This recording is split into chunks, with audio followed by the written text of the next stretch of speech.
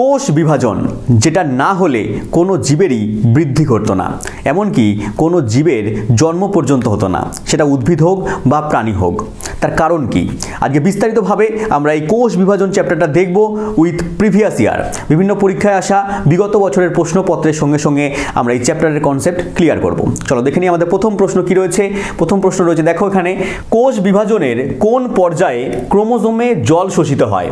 কোশ্চেনে বলেছে যে কোষ বিভাজনের কোন পর্যায়ে আমাদের কোষের ভেতরে ক্রোমোজোম আছে, সেই ক্রোমোজোমের ভেতরে জল শোষিত হচ্ছে। কোনটা সঠিক উত্তর হবে? আমার মেটাফেজ সঠিক উত্তর হয়ে যাবে। কোন পরীক্ষা আসা প্রশ্ন? দেখো এটা এএনএম এবং জিএনএম পরীক্ষা আসা প্রশ্ন এটা। এবার একটু বলে দিচ্ছি যে কোষ বিভাজনের পর্যায়গুলো কি হয়। কোষ বিভাজনের মূলত কি হয় না, দুটো পর্যায় হয়। একটা হচ্ছে কি হচ্ছে ইন্টারফেজ পর্যায় হচ্ছে, একটা হচ্ছে ইন্টারফেজ বলা হচ্ছে, কি বলা হচ্ছে ইন্টারফেজ, এবং একটা হচ্ছে মাইটোটিক ফেজ হয়। একটা হচ্ছে ইন্টারফেজ এবং একটাকে বলা হচ্ছে এম ফেজ বলা হচ্ছে, ঠিক আছে, এম ফেজ বা মাইটোটিক ফেজও এটাকে বলা হয়। এই ইন্টারফেজের মধ্যে ভাগ আছে। ইন্টারফেজের মধ্যে তিনখানা দশা রয়েছে। প্রথমে G1 দশা আছে। G1 মানে হচ্ছে তোমার গ্রোথ দশা, ঠিক আছে, বাড়বে, কোষটাকে বৃদ্ধি পাবে। তারপর হবে এস দশা, যাকে আমরা বলছি সংশ্লেষ দশা, যাকে বলছি আমরা সংশ্লেষ দশা। এখানে ডিএনএ সংশ্লেষ ঘটবে। কি ঘটবে? ডিএনএ সংশ্লেষ ঘটে যাবে আমাদের কোষের ভেতরে। তারপর আবার G2 দশা, আবার হচ্ছে গ্রোথ 2 দশা এখানে ঘটে যাবে। তারপর আবার কোষটা হচ্ছে বৃদ্ধি পেয়ে যাবে। তাহলে প্রথমে হলো কি ইন্টারফেজ, ইন্টারফেজের মধ্যে তিনখানা দশা হয়ে যাবে, G1 এস G2। তাহলে কোষ প্রথমে একটু বৃদ্ধি পেলো, তারপর ডিএনএ সংশ্লেষ করলো, তারপর আরেকটুখানি বেড়ে গেল। তারপরে কি হবে? এম ফেজে চলে আসবে। এম ফেজের ভিতরে কি কি দশা রয়েছে এদিকে আমি বলে দিচ্ছি, 4টে দশা আছে। 1 নম্বর এখানে লেখাই আছে প্রোফেজ। প্রোফেজ হচ্ছে প্রথমে হবে। তারপর কি হবে? প্রোফেজের পরে মেটাফেজ, তারপর হবে অ্যানাফেজ, তারপর হবে টেলোফেজ। পরপর 4টে দশা এম ফেজের মধ্যে রয়েছে। 1 নম্বর হচ্ছে প্রোফেজ, 2 নম্বর হচ্ছে মেটাফেজ, 3 নম্বর হচ্ছে অ্যানাফেজ এবং 4 নম্বর হচ্ছে টেলোফেজ। তাহলে এটা হয়ে গেল কি না আমাদের কোষ বিভাজনের পর্যায়। প্রথমে হচ্ছে ইন্টারফেজ হবে, তারপরে এম ফেজ হবে, তারপরে এখানে এম ফেজ হয়ে গেল। ইন্টারফেজের মধ্যে G1 এস দশা, তারপর G2 দশা, তারপর এম ফেজের মধ্যে 4টে দশা রয়েছে, প্রোফেজ, মেটাফেজ, অ্যানাফেজ, টেলোফেজ, ঠিক আছে। এবার এখানে কি হবে? এখানে হচ্ছে তোমার এই সবগুলো হচ্ছে তোমার মাইটোসিস প্রক্রিয়ার মধ্যে পড়ছে। আমাদের কোষ বিভাজনের তিনখানা মাধ্যম রয়েছে বা তিনখানা পদ্ধতি রয়েছে। একটা হচ্ছে অ্যামাইটোসিস, একটা হচ্ছে মাইটোসিস, একটা হচ্ছে মিওসিস, ঠিক আছে। তো এখানে মাইটোসিসের মধ্যে পড়ছে এবং এগুলো হচ্ছে নিউক্লিয়াসের বিভাজন। কি বিভাজন? নিউক্লিয়াসের বিভাজন। এই জন্য এটাকে বলা হচ্ছে ক্যারিওকাইনেসিস। কি বলা হচ্ছে? ক্যারিওকাইনেসিস বলা হচ্ছে। কেন বলা হচ্ছে ক্যারিওকাইনেসিস? তার কারণ এখানে নিউক্লিয়াসের বিভাজন ঘটছে। এখানে কি ঘটছে? নিউক্লিয়াসের বিভাজন ঘটছে ক্যারিওকাইনেসিস প্রক্রিয়ার মধ্যে দিয়ে। তাহলে এটা হলো ক্যারিওকাইনেসিসের মধ্যে আমরা পেয়ে গেলাম ইন্টারফেজ এবং হচ্ছে কি পেয়ে গেলাম? M phase. ইন্টারফেজের মধ্যে G1 এস G2, এম ফেজের মধ্যে প্রোফেজ, মেটাফেজ, অ্যানাফেজ, টেলোফেজ। বলে এখানে কি কি হয় নামটাম তো বলে দিলেন, একটু ছবি টুবিকে দেখান দেখি। বললাম যে দেখো এখানে কোষ ছিল মনে করো, ঠিক আছে। কোষের ভেতর কি রয়েছে? কোষের ভেতরে এখানে নিউক্লিয়াস রয়েছে, আর পাশে অন্য হাবিজাবি জিনিসপত্রগুলো রয়েছে, মাইটোকন্ড্রিয়া রয়েছে, তোমার রাইবোজোম রয়েছে, লাইসোজোম রয়েছে, এগুলো রয়েছে। এবার এখানে কি হচ্ছে? প্রথমে কোষটা আস্তে আস্তে আকৃতিতে বাড়বে। এই G1 এস G2 দশায় আকৃতিতে বাড়লো, ঠিক আছে। হ্যাঁ, কোষ বিভাজন হওয়ার জন্য আকৃতিতে বাড়লো, কারণ একটা থেকে যখন দুটো কোষ হবে ওকে বৃদ্ধি হতে হবে। তাহলে বৃদ্ধি হলো, হওয়ার পরে কি করবে না, তারপরে এখানে বড় হয়ে গেল কোষটা। তারপরে কি করবে? এই প্রোফেজ, মেটাফেজ, অ্যানাফেজ এই দশাগুলোর মধ্যে দিয়ে গিয়ে ও কি করবে? নিউক্লিয়াসটা তখন দুটো ভাগে ভাগ করে নেবে, ঠিক আছে। এবং তারপরে কি হবে? এই প্রোফেজ, মেটাফেজ, অ্যানাফেজ এবং টেলোফেজ এই 4টে দশার মধ্যে দিয়ে গিয়ে এই যে নিউক্লিয়াসটাকে ভাগ হয়ে যাবে। কি হবে? এখানে এই নিউক্লিয়াসটা আছে ভেতরে, এই নিউক্লিয়াসটা ভাগ হয়ে যাবে বিভিন্ন পর্যায়ের মধ্যে দিয়ে গিয়ে। তখন দেখা যাবে যে উপরে একটা নিউক্লিয়াস চলে এসছে, নিচে একটা নিউক্লিয়াস এরকমভাবে চলে এসছে। এটাকেই বলা হচ্ছে নিউক্লিয়াসের বিভাজন, এটাকেই বলা হচ্ছে ক্যারিওকাইনেসিস। তারপরে কি হবে? এই ভেতরে যে অংশটা আছে, দুটো কোষে ভাগ হতে গেলে দুটো আলাদা আলাদা কি করতে হবে? সাইটোপ্লাজম ভাগ হতে হবে। তাহলে প্রথমে নিউক্লিয়াস ভাগ হয়ে গেল, তারপর সাইটোপ্লাজম দুটো ভাগ হয়ে যাবে। এটাকে বলা হচ্ছে সাইটোকাইনেসিস। কি বলা হয়? সাইটোকাইনেসিস। তখন সাইটোকাইনেসিসটা এভাবে ভাগ হয়ে যাবে। তোমার এগুলো সব প্রাণী কোষের ক্ষেত্রে হচ্ছে।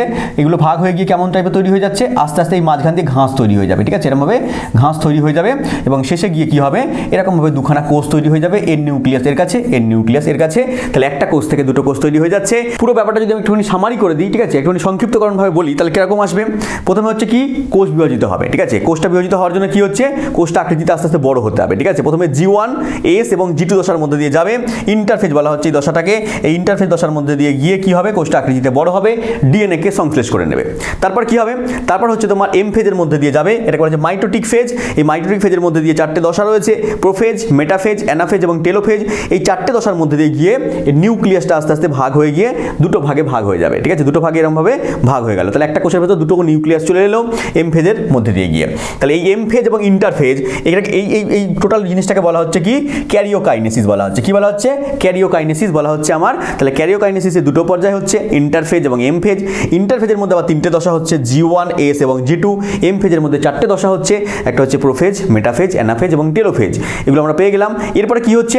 এরপরে সাইটোকাইনেসিস হচ্ছে। এরকমভাবে কোষটা দুটো ভাগে ভাগ হয়ে যাওয়ার পরে তারপরে কি হচ্ছে না দুটো আলাদা আলাদা মাঝখান থেকে আলাদা হয়ে গেল। এখানে প্রথমে নিউক্লিয়াস আলাদা হলো, তারপর এখান থেকে সাইটোপ্লাজমগুলো আলাদা হয়ে গিয়ে দুটো কোষ এরকমভাবে তৈরি করে ফেললো।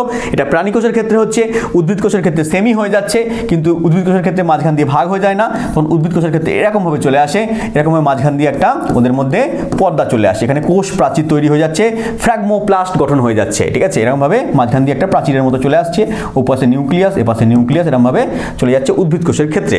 আর প্রাণী কোষের ক্ষেত্রে এইভাবে দুটো আলাদা হয়ে যাচ্ছে, এটাকে ক্লিভেজ পদ্ধতি বলা হয়। ঠিক আছে, তাহলে এরকমভাবে পুরো আলাদা হয়ে গেল। পুরো গল্পটা আশা করি আমি শর্টের মধ্যে দিয়ে বোঝানোর চেষ্টা করলাম। আমি ক্লাসের ভেতরে অ্যাপের ভেতরে পুরো ডিটেলসে বলেছি, এখানে আমি শর্টের ভেতরে বোঝালাম। যদি না বুঝতে পারো আর একটুখানি স্লো মোশন করে দেখবে, স্লো মোশন করে আস্তে আস্তে দুবার দেখবে, আশা করি বুঝে যাবে। তাহলে পুরো গল্পটা এখান থেকে ক্লিয়ার হয়ে যাবে। আমরা পরের প্রশ্নে চলে আসছি। পরের প্রশ্ন কি বলেছে দেখো, নিচের কোন পর্যায়ে ডিএনএ সংখ্যা দ্বিগুণ হয়ে যায়? কোন পর্যায়ে ডিএনএ সংখ্যা দ্বিগুণ হয়ে যাচ্ছে? আমি কি বললাম একটু আগে দেখো, আমি বললাম যে এখানে ডিএনএ সংশ্লেষ ঘটে কোন দশায়? এস দশায় বললাম। তাহলে এস দশায় ডিএনএ সংখ্যা কি হবে? দ্বিগুণ হয়ে যাবে, তাই তো? এখানে ডিএনএ সংশ্লেষ ঘটবে কোন দশায়? না এস দশা। আমার সঠিক উত্তর হয়ে যাচ্ছে অপশন নাম্বার সি। আমরা পরের প্রশ্নে চলে আসছি। পরের কোশ্চেন কি বলেছে? বলেছে মানব দেহে কোষে থাকে, মানব দেহের কোষে কতগুলো ক্রোমোজোম থাকে জানতে চেয়েছে। মানব দেহে 46 খানা ক্রোমোজোম থাকে, 46 খানা ক্রোমোজোম রয়েছে, যাকে আমরা বলছি 44 খানা অটোজোম থাকে, 44 খানা অটোজোম থাকে এবং দুখানা থাকে কি সেক্স ক্রোমোজোম। দুখানা থাকে কি সেক্স ক্রোমোজোম।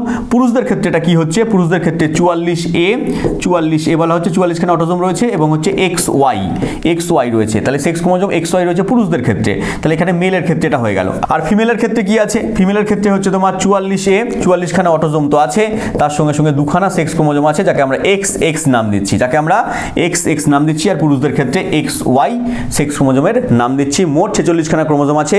অনেক সময় পরীক্ষা দিতে পারে 23 জোড়া দিয়ে দিতে পারে। ঠিক আছে, জোড়ায় বললে 23 জোড়া, তখন আমার সঠিক উত্তর হয়ে যাবে। পরের প্রশ্ন দেখো কি আছে? বলেছে যে প্রক্রিয়ার মাধ্যমে ভাজক কলা নির্দিষ্ট স্থায়ী কলায় রূপান্তরিত হয়। কোন প্রক্রিয়ার মাধ্যমে ভাজক কলাগুলো উদ্ভিদের ক্ষেত্রে এটা হয় স্থায়ী কলায় রূপান্তরিত হচ্ছে? কোন পদ্ধতির মাধ্যমে? কোষ বিভাজন পদ্ধতির মাধ্যমে ভাজক কলাগুলো আস্তে আস্তে কিনা স্থায়ী কলায় রূপান্তরিত হয়ে যায়। ভাজক কলা কোথায় থাকে উদ্ভিদের? যেগুলো বাড়ন্ত অংশ, ঠিক আছে, হ্যাঁ, মূলের অগ্রভাগে, কাণ্ডের অগ্রভাগে, এই সমস্ত জায়গায় থাকে কি ভাজক কলা। আস্তে আস্তে এগুলো বৃদ্ধি পেতে থাকে, বৃদ্ধি পেতে থাকলে পরে ওই যে নিচের দিকের অংশগুলো চলে আসে, আস্তে আস্তে কাণ্ডর অগ্রভাগ রয়েছে সেটা তো বাড়তে আছে, ঠিক আছে। তাহলে উপরের দিকের অংশগুলো ভাজক কলা, এবং এই ভাজক কলাগুলো পরবর্তীকালে কোষ বিভাজন হয়ে গিয়ে কি হচ্ছে গুড়িতে পরিণত হয়ে যাচ্ছে, মোটা অংশে পরিণত হয়ে যাচ্ছে, যেগুলোকে আমরা বলছি স্থায়ী কলা। তাহলে ভাজক কলাগুলো পরবর্তীকালে স্থায়ী কলায় রূপান্তরিত হচ্ছে কোন পদ্ধতির মাধ্যমে? না কোষ বিভাজন পদ্ধতির মাধ্যমে। পরের প্রশ্নে চলে আসো। বলেছে মেটাফেজ ক্রোমোজোমের নিউক্লিয়াসের ডিএনএ এর পরিমাণ কত? তাহলে মেটাফেজ দশায় ক্রোমোজোমের ভেতরে ডিএনএ এর পরিমাণটা কত জানতে চেয়েছে। একটু আগে বললাম প্রোফেজ, মেটাফেজ, অ্যানাফেজ, টেলোফেজ। সেই মেটাফেজের মধ্যে, মেটাফেজের ক্রোমোজোমের নিউক্লিয়াসের মধ্যে ডিএনএ এর পরিমাণ কত? 4C। কি হবে সঠিক উত্তর? 4C। পরের প্রশ্নে চলে আসো। বলেছে ডিএনএ এর পিরিমিডিন বেসগুলি কি কি? ডিএনএ সবাই জানে ডিঅক্সি রাইবো নিউক্লিক অ্যাসিড। কি না? Deoxy ribo nucleic acid. এর দুটো বেস রয়েছে, একটা বলা হয় পিরিমিডিন বেস, একটা বলা হচ্ছে পিউরিন বেস। একটাকে পিউরিন বেস বলা হয়, একটাকে বলা হচ্ছে পিরিমিডিন বেস বলা হচ্ছে। ঠিক আছে, এই পিরিমিডিন বেসের মধ্যে দুখানা জিনিস আছে, আর পিউরিনের মধ্যে দুখানা জিনিস আছে। পিউরিনের মধ্যে কি কি আছে? অ্যাডেনিন আছে আর গুয়ানিন আছে। অ্যাডেনিন আছে, এগুলো মনে রাখবে, পরীক্ষায় দিয়ে দেয়। অ্যাডেনিন রয়েছে আর কি রয়েছে? গুয়ানিন রয়েছে। তাহলে অ্যাডেনিন গুয়ানিন কার মধ্যে রয়েছে? পিউরিন বেসের মধ্যে রয়েছে। তাহলে অ্যাডেনিন গুয়ানিন কার মধ্যে রয়েছে? পিউরিনের মধ্যে রয়েছে। আর পিরিমিডিনের মধ্যে রয়েছে কি? সাইটোসিন আর থাইমিন রয়েছে। সাইটোসিন এবং হচ্ছে থাইমিন রয়েছে কার মধ্যে? না পিরিমিডিন বেসের মধ্যে রয়েছে। শর্টে মনে রাখবে এখানে এজি রয়েছে, অ্যাডেনিন গুয়ানিন রয়েছে, এজি, ঠিক আছে। এখানে হচ্ছে তোমার সাইটোসিন রয়েছে, সাইটোসিনকে সি নাম দেওয়া হয়, সি রয়েছে, এবং থাইমিনকে কি দেওয়া হয়? টি নাম দেওয়া হয়। ঠিক আছে, সাইটোসিন এবং থাইমিন রয়েছে। তাহলে অপশন নাম্বার কোনটা আমার সঠিক উত্তর হয়ে যাচ্ছে? সাইটোসিন আর thymine, pyrimidine base, option number ডিটা এখানে সঠিক উত্তর হয়ে যাচ্ছে। পরীক্ষা যদি আরএনএ দিয়ে দেয়, তাহলে আরএনএর ক্ষেত্রে শুধু এখানে একমাত্র চেঞ্জ হবে, এখানে পিরিমিডিন বেসটা চেঞ্জ হয়ে যাবে, ওখানে থাইমিন থাকবে না। থাইমিনের জায়গায় তখন আরএনএর ক্ষেত্রে কি হবে? আরএনএর ক্ষেত্রে হয়ে যাবে ইউরাসিল। থাইমিনের জায়গায় হয়ে যাবে ইউরাসিল হয়ে যাবে। তাহলে এখানে আরএনএ এর পুরো নাম রাইবো নিউক্লিক অ্যাসিড, তার ক্ষেত্রে পিরিমিডিন বেসটা চেঞ্জ হয়ে যাবে, থাইমিনের জায়গায় ইউরাসিল হয়ে যাবে, বাদ বাকি যেগুলো আছে সবগুলো সেম থেকে যাবে। পরের প্রশ্নে চলে আসো, বলেছে ডিএনএ এর একটি প্যাচের মাপ কত? ডিএনএ এর একটি প্যাচের মাপ জানতে চেয়েছে। ডিএনএ অ্যাকচুয়ালি কি হয়, দ্বিতন্ত্রী হয়, এরকম টাইপের দেখতে হয়, দুটো এরকমভাবে তন্ত্র নিয়ে তৈরি হচ্ছে, ঠিক আছে, দ্বিতন্ত্রী টাইপের দেখতে হচ্ছে। এই একটা প্যাচের মাপ হচ্ছে 3.4 অ্যাংস্ট্রম, 3.4 অ্যাংস্ট্রম, এখানে এর মাথায় শূন্য দিয়ে দেবা, অ্যাংস্ট্রমের চিহ্ন হচ্ছে এর মাথায় শূন্য। তাহলে 3.4 অ্যাংস্ট্রম হচ্ছে একটি প্যাচের মাপ, এটা দ্বিতন্ত্রী হয়, আরএনএ হচ্ছে একতন্ত্রী হয়। পরের প্রশ্নে চলে আসো, বলেছে মাইটোসিসের কোন দশায় ক্রোমোজোমগুলি VJL অথবা আই আকৃতির মতো হচ্ছে? মাইটোসিসের চারটে দশা বললাম, যে প্রোফেজ, মেটাফেজ, অ্যানাফেজ, টেলোফেজ। তার আগে ইন্টারফেজ বললাম, ইন্টারফেজের মধ্যে কি রয়েছে, G1, S, G2 রয়েছে। তো এই চারটে দশার মধ্যে কোন দশার মধ্যে এই ক্রোমোজোমগুলোর আকৃতি VJL I এরকম হচ্ছে? সঠিক উত্তর কি হবে, অ্যানাফেজ দশা। অ্যানাফেজ দশার মধ্যে VLJI এর মতো হচ্ছে। তাহলে প্রথমে আমি কি বললাম, যে G1, S, G2 এই দশাগুলোর মধ্যে দিয়ে নিউক্লিয়াস বেড়ে যাচ্ছে, নিউক্লিয়াসের ভেতর ডিএনএ মিএনএ সংশ্লেষ ঘটে যাচ্ছে এবং তার সঙ্গে সঙ্গে সাইটোপ্লাজমটা বৃদ্ধি পাচ্ছে। তারপরে কি হচ্ছে না, মাইটোটিক ফেজ আসছে, সেখানে চারটে দশা প্রোফেজ, মেটাফেজ, অ্যানাফেজ, টেলোফেজের মধ্যে দিয়ে গিয়ে নিউক্লিয়াসটা দুটো ভাগে ভাগ হয়ে যাচ্ছে। এই নিউক্লিয়াসটা দুটো ভাগে যে ভাগ হয়ে যাচ্ছে, প্রোফেজ, মেটাফেজ, অ্যানাফেজ, টেলোফেজের মধ্যে যাচ্ছে, এর মধ্যে প্রোফেজের মধ্যে কি ঘটছে, টেলোফেজের মধ্যে কি ঘটছে, অ্যানাফেজের মধ্যে কি ঘটছে, মেটাফেজের মধ্যে কি ঘটছে, এগুলো পুরো ডিটেলস আমি কোর্সের ভেতর করিয়েছি। প্রথমে প্রোফেজের মধ্যে নিউক্লিয় পর্দা অবলুপ্ত ঘটে যাচ্ছে, তারপর সেখান থেকে আস্তে আস্তে নিউক্লিয় জালিকাগুলো কুণ্ডলিকিত হয়ে ক্রোমোজোম তৈরি করছে, সেগুলো তারপর দুটো ভাগ হয়ে যাচ্ছে, তারপর দুদিকে বেমের দুপাশে চলে যাচ্ছে, বেম তন্তু গঠন করে দিচ্ছে, তারপর এই সমস্ত জিনিসপত্রগুলো তারপর আবার দুপাশে গিয়ে সেখানে আবার নিউক্লিয় জালিকাগুলো যুক্ত হয়ে যাচ্ছে, নিউক্লিয় জালিকা তৈরি করে দিচ্ছে, বাইরে পর্দা তৈরি করে দিচ্ছে, তারপরে কি হচ্ছে, দুটো নিউক্লিয়াস তৈরি হচ্ছে। এগুলো পুরো ডিটেলস আমি ক্লাসের ভেতর করিয়েছি। কোথায় করিয়েছি, ইওর স্টাডি অ্যাপের ভেতর করিয়েছি। ইওর স্টাডি অ্যাপ কোথায় পেয়ে যাবে, গুগল প্লে স্টোরে পেয়ে যাবে, বা দেখো নিচে লিঙ্ক রয়েছে, সেখান থেকে তুমি ডাউনলোড করে নিতে পারো। ওখানে গিয়ে দেখবে যে পুরো সায়েন্সটাকে আমি করিয়েছি, ঠিক আছে, আমি ছাড়া কেউ সায়েন্স করায়নি। ওখানে বায়োলজি, ফিজিক্স, কেমিস্ট্রি এই তিনটে পার্টি আমি করিয়েছি এবং এমনভাবে পড়িয়েছি যাতে কিন্তু তুমি যদি একবার কমপ্লিট করে নিতে পারো সায়েন্সটা আমার কাছ থেকে, তাহলে অল ইন্ডিয়ায় যে কোনো চাকরির পরীক্ষায় সায়েন্সটা তোমার কাছে একেবারে জল ভাত মনে হবে। কেন বলছি এই কথা, তার কারণ হচ্ছে ওখানে সায়েন্সটাকে একবারে বেসিক থেকে পড়িয়েছি, যারা কিছু জানে না, মানে একবার সে কবে পড়েছে তারপরে সায়েন্স ভুলে গেছে, সেই সমস্ত ছেলেপুলেদের জন্য একবারে বেসিক থেকে অ্যাডভান্স লেভেল অবধি পড়িয়েছি। এবং তার সঙ্গে সঙ্গে তুমি PDF নোটস এসব পেয়ে যাবে, কিন্তু কষ্ট সৃষ্টি করে তোমাকে পড়তে হবে। আমি বারবার বলি যে কষ্ট করলে তবেই কেষ্ট মিলবে। ভালো করে যদি তুমি একবার পড়ে নিতে পারো, এই সমস্ত ছেলেপেলে MCQ পড়ে, ঠিক আছে, MCQ চক্করে চলে যায়, যে 500টা MCQ পড়ে যায়, 1000টা MCQ পড়ে যায়, ঠিক আছে, তো সে পড়ে যাবে, কিন্তু সেখান থেকে কমন পেলে হলো, না পেলে গেল। এবং কনসেপচুয়াল প্রশ্ন আসছে ইদানিংকালে, তুমি দেখবে যে কোনো পরীক্ষার কোশ্চেন ঘাটলে পরে দেখতে পাবে যে ইদানিংকালে কনসেপচুয়াল প্রশ্ন বেশি আসছে, সায়েন্স থেকে শুরু করে যে কোনো সাবজেক্টেই কনসেপচুয়াল প্রশ্ন আস্তে আস্তে ঢুকিয়ে দিচ্ছে। এই জন্য তোমাকে কনসেপচুয়াল পড়তে হবে। একবার তুমি কনসেপ্টটা মাথার মধ্যে ঢুকিয়ে নিলে, তারপর তুমি যে কোনো পরীক্ষা দাও না কেন, তখন তুমি প্রিভিয়াস ইয়ার সলভ করো, MCQ সলভ করো, মক টেস্ট দাও, দেখবে তোমার কাছে সেগুলো জলভাত বলে মনে হচ্ছে। তো ওখানে যাও, ইওর স্টাডি অ্যাপের ভেতরে, ওখানে গিয়ে দেখো তুমি যে পরীক্ষার জন্য প্রিপারেশন নিচ্ছ। ওখানে বিভিন্ন টাইপের কোর্স রয়েছে, আমাদের SSCর কোর্স রয়েছে, আমাদের ফুড এসআই কোর্স রয়েছে, আমাদের রেলওয়ের কোর্স রয়েছে, ওখানে আমাদের PSCর কোর্স রয়েছে, ওখানে পুলিশের কোর্স রয়েছে। ওখানে তুমি যে পরীক্ষা দেবে বলে মনস্থির করছো, সেই পরীক্ষার জন্য ওখান থেকে প্রিপারেশন নিতে পারো। কিন্তু আমি বলবো যে একবার বেসিক থেকে পড়ে নাও। তুমি যাই পরীক্ষার প্রিপারেশন নাও না কেন, তুমি তো একটা পরীক্ষার প্রিপারেশন নিচ্ছ না বাবা, তুমি বিভিন্ন পরীক্ষা দিচ্ছ, SSCর ফর্ম পেলে SSCর পরীক্ষা দিচ্ছ, রেলওয়ের ফর্ম পেলে রেলওয়ের পরীক্ষা দিচ্ছ, তুমি যেগুলো অ্যাপ্লিকেবল সেগুলো তুমি পরীক্ষা দিয়ে যাচ্ছ। তো এগুলো দেওয়া উচিত। একসঙ্গে আজকালকার দিনে যেরকম মানে চাকরি বাকরির কম্পিটিশন রয়েছে, যে পরীক্ষার ফর্ম বেরোবে সেই পরীক্ষা প্রিপারেশন নিয়ে দেওয়া উচিত। এবং তার জন্য অবশ্যই তোমাকে একবার বেসিক থেকে পড়ে নেওয়া উচিত, এমনভাবে পড়ে নেওয়া উচিত যাতে যত MCQ লেভেলের পরীক্ষা আছে আমি যেন সব দিতে পারি, ঠিক আছে। আমার লেভেলে আমি এত গ্র্যাজুয়েট হয়ে বসে আছি, তাহলে আমি কি করবো না, SSC যত পরীক্ষা রয়েছে, রেলওয়ের পরীক্ষা রয়েছে, PSCর পরীক্ষা রয়েছে, ফুড এসআইয়ের পরীক্ষা রয়েছে, WBCS রয়েছে, এই সব পরীক্ষাগুলো যাতে আমি দিতে পারি, ঠিক আছে। MCQ লেভেলে যত পরীক্ষা রয়েছে এরকম আমি একটা নিজের প্রিপারেশনকে নিয়ে যাবো যাতে কিনা সমস্ত পরীক্ষাগুলো দিতে পারি। তো তার জন্য বেসিক থেকে অবশ্যই পড়ে নেওয়া উচিত। পরে আমরা পরের কোশ্চেনে চলে আসছি। পরের কোশ্চেন কি রয়েছে, বলেছে পলিটিন ক্রোমোজোমের যে কোষে পাওয়া যায়। পলিটিন ক্রোমোজোম যে কোষে পাওয়া যায়, পলিটিন ক্রোমোজোম কার দেহে পাওয়া যাচ্ছে? এখানে হয়ে যাবে আমার সঠিক উত্তর না, পতঙ্গের লার্ভার লালাগ্রন্থি কোষে, পতঙ্গের লার্ভার লালাগ্রন্থি কোষে। পরের প্রশ্নে চলে আসো, বলেছে ডিএনএ এর পর্যায়ক্রমিক প্রক্রিয়া আবিষ্কার করেছেন। ডিএনএ এর পর্যায়ক্রমিক প্রক্রিয়া, কিভাবে ডিএনএ তৈরি হচ্ছে, হ্যাঁ, সেই সমস্ত জিনিসপত্রগুলো যিনি আবিষ্কার করেছেন পর্যায়ক্রমিক প্রক্রিয়া, তার নাম কি? তার নাম হচ্ছে তোমার ফ্রেডরিক সেঞ্জার। ফ্রেডরিক সেঞ্জার হচ্ছে তোমার এই ডিএনএ এর পর্যায়ক্রমিক প্রক্রিয়া আবিষ্কার করেছেন। এবং ডিএনএ যে মডেল, দ্বিতন্ত্রী মডেল, পরীক্ষায় বারংবার দিয়ে দেয়, ডিএনএ যে দ্বিতন্ত্রী মডেল সেটা কি আবিষ্কার করেছেন? সেটা আবিষ্কার করেছেন ওয়াটসন এবং ক্রিক, ঠিক আছে। ওয়াটসন এবং ক্রিক কি করেছেন? এই ডিএনএ এর দ্বিতন্ত্রী মডেল আবিষ্কার করেছেন। ডিএনএ এর দ্বিতন্ত্রী মডেল আবিষ্কার করেছেন, বারংবার পরীক্ষায় দিয়েছে এটা কি করেছেন? ওয়াটসন এবং ক্রিক করেছেন। পরের প্রশ্নে চলে আসো, বলেছে ডিএনএতে যে নাইট্রোজেন বেস অনুপস্থিত তা হলো। ডিএনএতে কোন নাইট্রোজেন বেসটা নেই? আমি একটু আগেই বলে দিয়েছি ডিএনএ এর মধ্যে কি নেই, যেটা আরএনএ এর মধ্যে রয়েছে। কি উত্তর হবে আমার? ইউরাসিল। ইউরাসিল কি রয়েছে না, ডিএনএ এর মধ্যে নেই, আরএনএ এর মধ্যে রয়েছে। তাহলে আমার সঠিক উত্তর কি হয়ে গেল? ইউরাসিল। পরের প্রশ্নে চলে চলে আসো। বলেছে মানুষের বংশগতিগত গঠনে পুরুষের বৈশিষ্ট্য হিসাবে থাকে, মানে পুরুষের দেহে কোন ক্রোমোজোমটা আছে এখানে বলতে হবে। আমি অলরেডি বলে দিয়েছি, এখানে অপশান দেখবে, কমেন্টে লিখবে পুরুষদের দেহে কি রয়েছে, কোন ক্রোমোজোমটা রয়েছে অপশানে লিখবে। পরের প্রশ্নে চলে আসো। উদ্ভিদ কোষে সাইটোকাইনেসিস ঘটে, একটুই বললাম উদ্ভিদ কোষে সাইটোকাইনেসিস ঘটে, প্রাণী কোষেও সাইটোকাইনেসিস ঘটে। সাইটোকাইনেসিস মানে কি? সাইটোপ্লাজমের বিভাজন। উদ্ভিদ কোষে কীভাবে বলছিলাম না, মাঝখানে কি হচ্ছে, কোষপাত তৈরি হচ্ছে, বলছিলাম না মাঝখানে কোষপাত তৈরি হচ্ছে, দুটো কোষের মধ্যে এইভাবে নিউক্লিয়াস ভাগ হয়ে গেল, ক্যারিওকাইনেসিস পদ্ধতিতে নিউক্লিয়াস ভাগ হলো, আর সাইটোকাইনেসিসে কি হচ্ছে এইভাবে না ফ্র্যাগমোপ্লাস্ট গঠন করছে, কোষপাত গঠন করছে, তাহলে কোষপাত হয়ে যাবে আমার সঠিক উত্তর। এবং প্রাণী কোষের ক্ষেত্রে কি ঘটবে? প্রাণী কোষের ক্ষেত্রে প্রথমে দুটো নিউক্লিয়াসে ভাগ হয়ে গেল, ক্যারিওকাইনেসিস পদ্ধতিতে দুটো নিউক্লিয়াস আলাদা হয়ে গেল, তাহলে একটা নিউক্লিয়াস থেকে দুটো নিউক্লিয়াস তৈরি হয়ে গেল, কোন পদ্ধতিতে? ক্যারিওকাইনেসিস পদ্ধতিতে। তারপরে সাইটোকাইনেসিস ঘটবে, সেখানে এই যে মাঝখান থেকে সাইটোপ্লাজমটা আলাদা হয়ে যাবে, মাঝখান থেকে সাইটোপ্লাজম এইভাবে ভাঙতে দুটো পার্টে ভাগ হয়ে যাবে, দুটো নিউক্লিয়াস এখানে চলে যাবে, দুটো কোষ তৈরি হয়ে যাবে, এটাকে বলা হচ্ছে ক্লিভেজ পদ্ধতি। কি পদ্ধতি? ক্লিভেজ পদ্ধতি। আর এখানে কোষপাত তৈরি হয়ে যাবে, উদ্ভিদের ক্ষেত্রে কোষপাত তৈরি হয়ে গেল, প্রাণীদের ক্ষেত্রে ক্লিভেজ তৈরি হয়ে গেল। হ্যাপ্লয়েড সেট অফ ক্রোমোজোম কাকে বলে? হ্যাপ্লয়েড সেট অফ ক্রোমোজোমকে বলা হচ্ছে জিনোম বলা হচ্ছে। কি বলা হচ্ছে? জিনোম বলা হচ্ছে। পরের প্রশ্নে চলে আসো। দ্বিবিভাজন কোন পদ্ধতি অনুসৃত হয়? দ্বিবিভাজন ডাইরেক্টলি বিভাজন হয়ে যাচ্ছে, হ্যাঁ দুটো কোষে ভাগ হয়ে যাচ্ছে, একটা কোষ থেকে দুটো কোষ সরাসরি ভাগ হয়ে যাচ্ছে, তাহলে তাকে বলছি আমরা কি? তাকে বলছি আমরা অ্যামাইটোসিস। একটু আগে বললাম অ্যামাইটোসিসকে বলা হয় প্রত্যক্ষ বিভাজন, ডাইরেক্টলি বিভাজন হয়ে যাচ্ছে, দ্বিবিভাজন হয়ে যাচ্ছে, তাকে বলছি আমরা অ্যামাইটোসিস। পরের প্রশ্নে চলে আসো। বলেছে সেন্ট্রোমিয়ারের বিভাজন মিওসিসের কোন দশায় ঘটছে? সেন্ট্রোমিয়ারের বিভাজন ঘটছে মিওসিস 2, মিওসিস 2 দশায় ঘটছে সেন্ট্রোমিয়ারের বিভাজন। পরের প্রশ্নে চলে আসো। বলেছে অ্যামাইটোসিস আবিষ্কার করেন, অ্যামাইটোসিস কি আবিষ্কার করেছেন? না বিজ্ঞানী রেমাক, বিজ্ঞানী রেমাক। ঠিক আছে, বলেছে নে আমাকে মার্ক করে রাখ, আমি হচ্ছে অ্যামাইটোসিসকে আবিষ্কার করলাম, ওই জন্য হয়ে গেল রেমাক। নেক্সট প্রশ্ন চলে আসো। বলেছে পলিটিন ক্রোমোজোম সর্বপ্রথম লক্ষ্য করেন।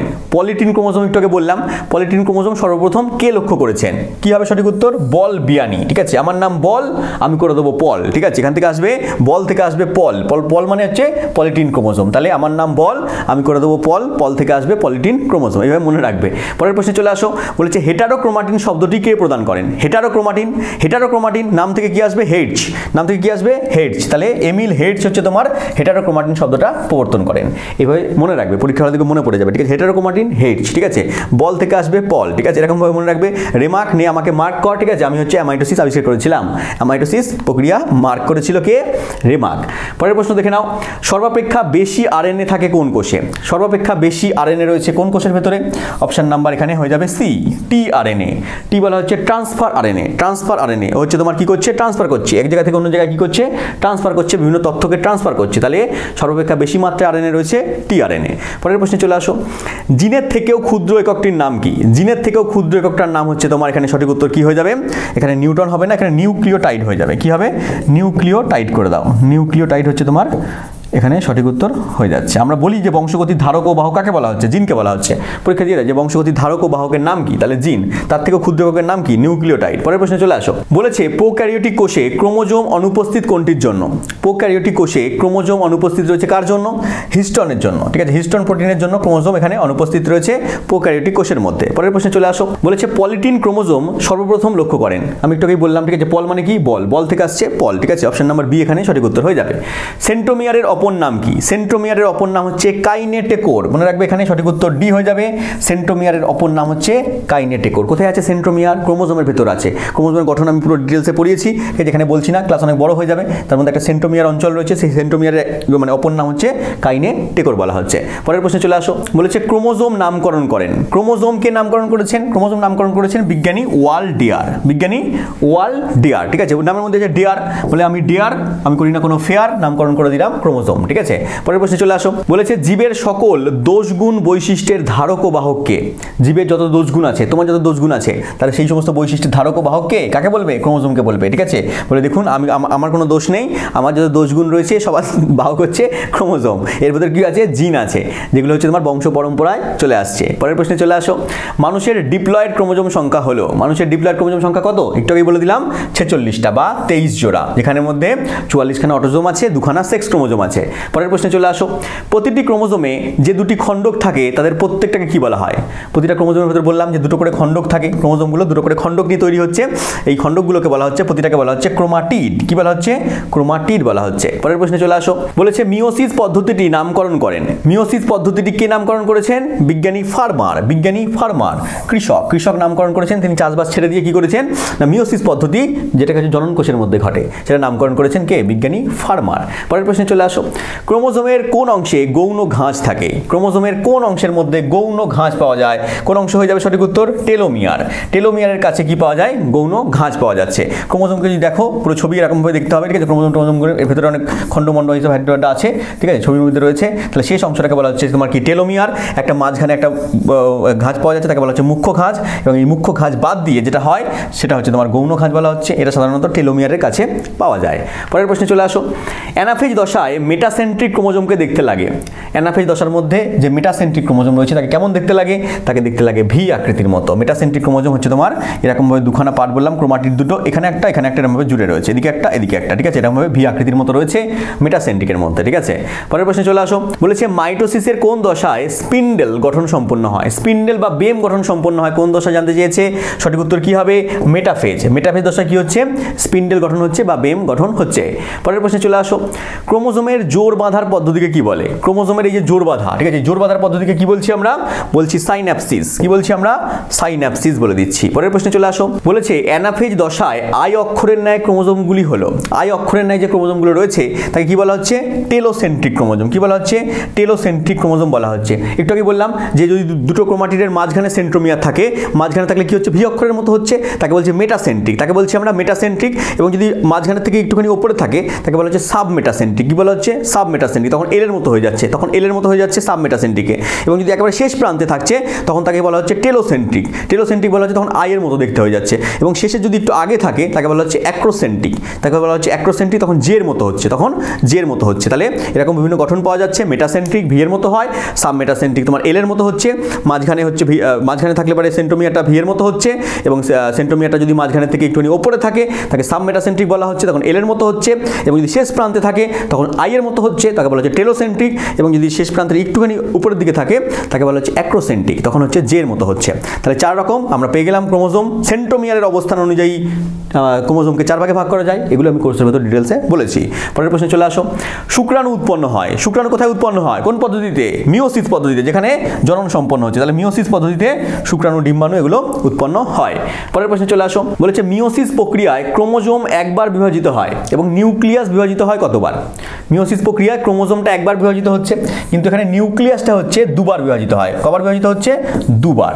এই জন্য 4টে অপত্য কোষ তৈরি হয়। তাহলে এখানে দুবার বিভাজিত হচ্ছে নিউক্লিয়াসটা। প্রথমে একবার বিভাজিত হলো, বিভাজিত হয়ে কি করবে? একটা নিউক্লিয়াস একবার বিভাজিত হলে কি করবে? দুটো তৈরি করলো। তারপর আরেকবার বিভাজিত হলো, এ তখন আবার দুটো নিউক্লিয়াস তৈরি করলো, তখন আবার দুটো নিউক্লিয়াস তৈরি করলো, আর তখন 4টে অপত্য কোষ তৈরি হয়ে যাবে। কটা অপত্য কোষ তৈরি হবে? 4টে অপত্য কোষ তৈরি হয়ে যাবে। নিউক্লিয়াস এখানে দুবার বিভাজিত হবে, ওই জন্য 4টে অপত্য কোষ তৈরি হবে। এবং ক্রোমোজোম এখানে একবার বিভাজিত হয়ে যাবে এবং ক্রোমোজোম সংখ্যা হ্রাস পেয়ে যাবে, এই জন্য এটাকে হ্রাস বিভাজন বলা হচ্ছে। এবং এটাকে সঙ্গে সঙ্গে 4টে অপত্য কোষ তৈরি হচ্ছে। পরের প্রশ্নে চলে আসো, বলেছে ব্যাকটেরিয়ার কোষ বিভাজন পদ্ধতিটি হলো। ব্যাকটেরিয়া কোন পদ্ধতিতে কোষ বিভাজন সম্পন্ন করছে? সঠিক উত্তর কি হবে? সঠিক উত্তর হচ্ছে অ্যামাইটোসিস, যাকে বলছি আমরা প্রত্যক্ষ বিভাজন। তাহলে অ্যামাইটোসিস পদ্ধতিতে ব্যাকটেরিয়া কোষ বিভাজন করছে। পরের প্রশ্নে চলে আসো, বলেছে দ্বিতন্ত্রী ডিএনএর ব্যাস কত? দ্বিতন্ত্রী ডিএনএর ব্যাস অলরেডি আমি আগে বলে দিয়েছি, কত হবে? 3.4 অ্যাংস্ট্রম। দেখো লেখা আছে 3.4 অ্যাংস্ট্রম, মনে রাখবে, পরীক্ষায় দিয়েছে। পরের প্রশ্নে চলে আসো, ডিএনএতে নাইট্রোজেন বেশ অনুপস্থিত যা আরএনএতে থাকে। মানে ডিএনএতে নেই, আরএনএতে রয়েছে, তাহলে কোনটা হবে? ইউরাসিল। ইউরাসিল হচ্ছে ডিএনএতে নাই, আরএনএতে আছে। কার বদলে আছে? থাইমিনের বদলে আছে। থাইমিনের বদলে কি আছে? এখানে ইউরাসিল রয়েছে। পরের প্রশ্নে চলে আসো, বলেছে কোষে জিন থাকে। কোষের ভেতর কোথায় জিন থাকে? সঠিক উত্তর কি হবে? সঠিক উত্তর হবে এখানে নিউক্লিয় জালিকা। নিউক্লিয় জালিকা কোথায় আছে? নিউক্লিয়াসের ভেতর আছে। তাহলে নিউক্লিয়াসের ভেতর আছে নিউক্লিয় জালিকা, তার ভেতর আছে ক্রোমোজোম, ক্রোমোজোমের ভেতর আছে ডিএনএ, ডিএনএর ভেতর আছে জিন। পরের প্রশ্নে চলে আসো, বলেছে কোন বিভাজনকে হ্রাস বিভাজন বলা হয়? কি হবে সঠিক উত্তর? কমেন্টে লিখবে। কাকে হ্রাস বিভাজন বলা হয় আমি অলরেডি বলে দিয়েছি। দিয়েছি, কাকে বলা হচ্ছে কমেন্টে লিখবে, অপশনগুলো দেখে নাও, কমেন্টের মধ্যে অবশ্যই বলবা। পরের প্রশ্নে চলে আসো, মিওসিস বিভাজন কোথায় ঘটে? মিওসিস কোথায় ঘটছে? জনন কোষের মধ্যে ঘটছে। কোথায়? জনন কোষের মধ্যে ঘটছে। আর দেহকোষের মধ্যে কি ঘটছে? মাইটোসিস ঘটছে। পরের প্রশ্নে চলে আসো, ডিএনএর ডবল হেলিক্স গঠন আবিষ্কার করেন। একটু আগে বললাম ডিএনএ দ্বিতন্ত্রী মডেল কে করেছেন? ডিএনএ দ্বিতন্ত্রী মডেল বা ডবল হেলিক্স মডেল ওয়াটসন এবং ক্রিক। পরের প্রশ্নে চলে আসো, বলেছে কোন কোষ বিভাজনে একটি মাতৃকোষ থেকে 4টে ভ্রূণ কোষ গঠন করে? কোন কোষ বিভাজনে বললাম একটা কোষ বিভাজিত হয়ে 4টে অপত্য কোষ তৈরি করছে? মিওসিস। মিওসিস কোষ বিভাজনে কি করছে? মিওসিস কোষ বিভাজনে একটা কোষ থেকে 4টে অপত্য কোষ তৈরি হচ্ছে। মাইটোসিসে একটা থেকে দুটো তৈরি হচ্ছে, কিন্তু দুটোই হচ্ছে তোমার একই রকম দেখতে হচ্ছে, সরাসরি মাতৃকোষের মতো দেখতে হচ্ছে, ওই জন্য স্বদেশ বিভাজন বলা হচ্ছে মাইটোসিসকে। আর মিওসিসে 4টে অপত্য কোষ তৈরি হচ্ছে, কিন্তু ক্রোমোজোমের সংখ্যা এখানে হ্রাস পেয়ে যাচ্ছে। পরের প্রশ্নে চলে আসো, বলেছে কোষ বিভাজনের প্রস্তুতি পর্ব হলো। কোষ বিভাজনের প্রস্তুতি পর্ব কোনটা হচ্ছে? কি বললাম? ইন্টারফেজ। ইন্টারফেজে কি হচ্ছে? G1 SG2।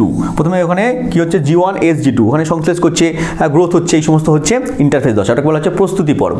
পরের প্রশ্নে চলে আসো, সমসমস্ত ক্রোমোজোমের খণ্ডক বিনিময় ঘটনাকে কি বলা হয়? সমসমস্ত ক্রোমোজোমের খণ্ডক বিনিময়। হ্যাঁ, এই যে দুটো ক্রোমাটিড আছে, এর একটা খণ্ড চলে গেল এর কাছে, এর একটা খণ্ড চলে গেল এর কাছে, এবার খণ্ড বিনিময়কে বলা হচ্ছে কি? Crossing over. কি বলা হচ্ছে? Crossing over. এই জন্য কি হয়? বিভিন্ন প্রাণী এবং উদ্ভিদের মধ্যে নির্দিষ্ট কতগুলো বৈশিষ্ট্য পাওয়া যায়, নতুন বৈশিষ্ট্যের উদ্ভব হয়ে যায়। হ্যাঁ, পিতামাতা থেকে যখন সন্তান সন্ততি জন্মাচ্ছে তখন তাদের মধ্যে কিছু নতুন বৈশিষ্ট্য ঘটছে, তার একটা কারণ হলো ক্রসিং ওভার। Crossing over. পরের প্রশ্নে চলে আসো, কোষ বিভাজনের ক্রোমোজোমগুলি বেমের দুই প্রান্তে গমন করে। কোষ বিভাজনের ক্রোমোজোমগুলি কোন দশায় বেমের দুই প্রান্তে গমন করছে? বেমের দুই প্রান্তে গমন করছে কোন দশার মধ্যে? অ্যানাফেজ দশার মধ্যে। অ্যানাফেজ দশার মধ্যে বেমের দুই প্রান্তে গমন করতে শুরু করছে।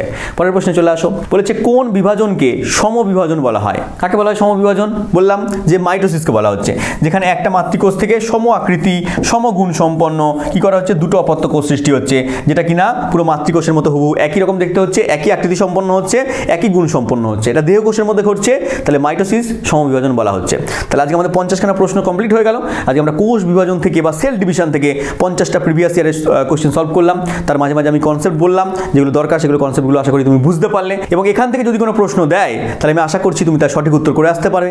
এটাই আমার জন্য তোমার গুরুদক্ষিণা হবে। চলো দেখা হচ্ছে এরকম কোনো ইম্পর্টেন্ট ক্লাস নিয়ে, ততক্ষণ ভালো থেকো। Thank you. জয় হিন্দ।